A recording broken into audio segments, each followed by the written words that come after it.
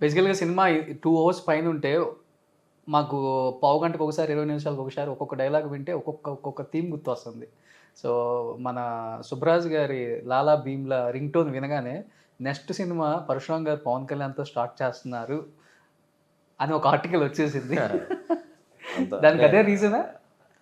ప్రేమతో పెట్టారా? నిజంగా అంత అదృష్టం ఉంటే కళ్యాణ్ బాబుతో చేసే అదృష్టం ఉంటే చేస్తానులేండి. అంటే ఉందలేండి, అంటే కలిసాను, సార్ని కూడా కలిసాను, 2-3 సార్లు కలిసాను. అంటే ఇప్పుడు కాదులేండి, లాస్ట్ టైం కూడా సోలో తర్వాత అలా 2-3 సార్లు కలిసాను. ఇది యాక్చువల్గా ఆ రింగ్ టోన్ కూడా ఏంటంటే డిటిఎస్లో ఆ మ్యూజిక్ లెంత్లో వెళ్తూ ఉంది సినిమా, రింగ్ టోన్ వినిపించట్లే. ఓకే. తమను నేను అందరం డిటిఎస్లో కూర్చోన్నాం అనమాట.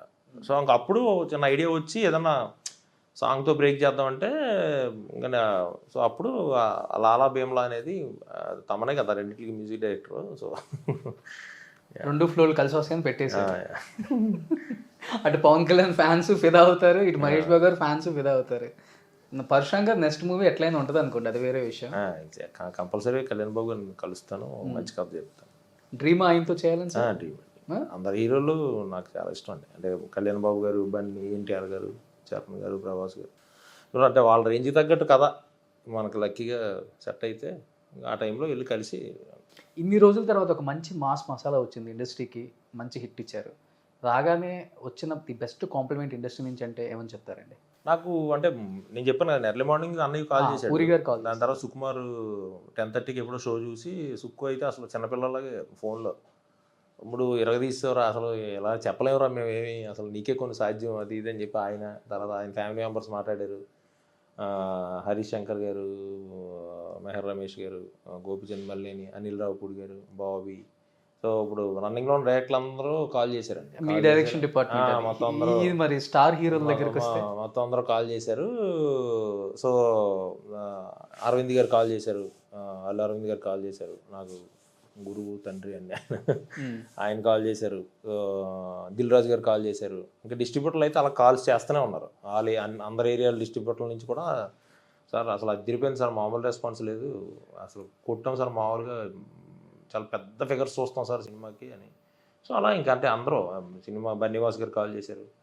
సో అందరండి మొత్తం ప్రొడ్యూసర్ బాగా బిఎస్ఎన్ ప్రసాద్ గారు, అందరు ప్రొడ్యూసర్లు కాల్ చేశారు.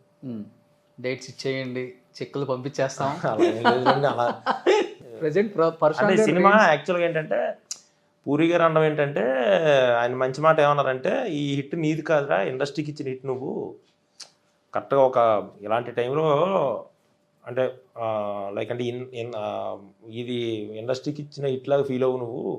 పర్సనల్గా బ్లాక్ బస్టర్ పడింది, బట్ అంటే జనాలు థియేటర్కి వస్తారా రారా, లేకపోతే లైక్ అంటే ఈ ఓటీటీలో ఒక పక్క, థియేటర్కి రావడం రాకపోవడం ఒక పక్క, సో ఇవన్నీ ఉన్నాయి కదా, ఈ టైంలో ప్రాపర్ కమర్షియల్ హిట్ ఇది ఇండస్ట్రీకి అని. ఆల్మోస్ట్ 180 to 200 crores కలెక్ట్ చేసింది కదా సార్? అవునండి, అవునండి. ఈ వీకెండ్కి 200. ఇంకేం కావాలి అసలు? ఇది కూడా పాన్ ఇండియా మూవీ అని చెప్పుకుంటాం మేము అసలు. అంటే అండి హీరో గారు ఫస్ట్ నుంచి అంటూ ఉంటారు కదండి, లాంగ్వేజ్ అంటే throughout country throughout world release అవుతుంది కదా అని. యాక్చువల్గా పాన్ ఇండియా సెన్స్ అదే కదా. Yeah definitely. Yes. So coming to